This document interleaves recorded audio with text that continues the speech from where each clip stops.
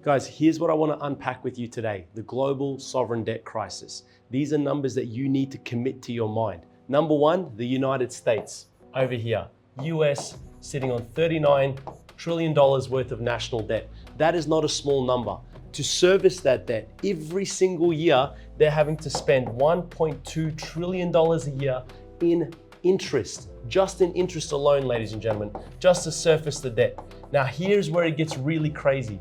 By the year 2032, they are going to be spending more on interest than they are going to be spending on tax receipts. To give you some context, they take in about $5.5 trillion in taxes every single year. That's the 2026 numbers, or projected 2026 numbers.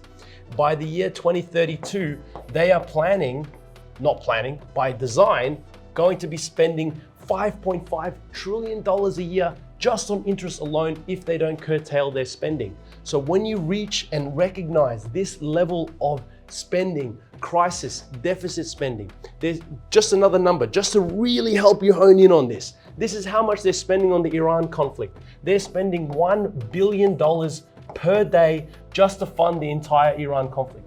Now, whilst there's a ceasefire, Donald Trump has gone out and said, we're going to increase our military and defense spending to $1.5 trillion. So what does this all mean? How do you protect yourself when you're dealing with $39 trillion in national debt, $1.2 trillion a year in national interest expense currently, projected to be $5.5 trillion by the year 2032, $1 billion per day just spent on the expenditure of war alone.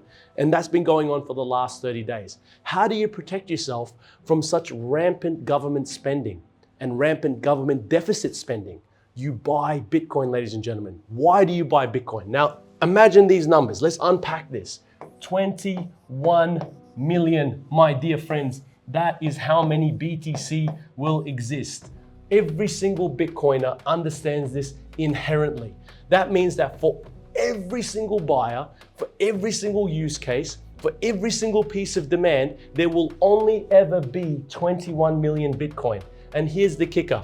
Only 21 million Bitcoin, but an infinite level of demand to be able to service everybody's desire on that, right? Understand, infinity over 21 million means that the Bitcoin price will appreciate steadily over time.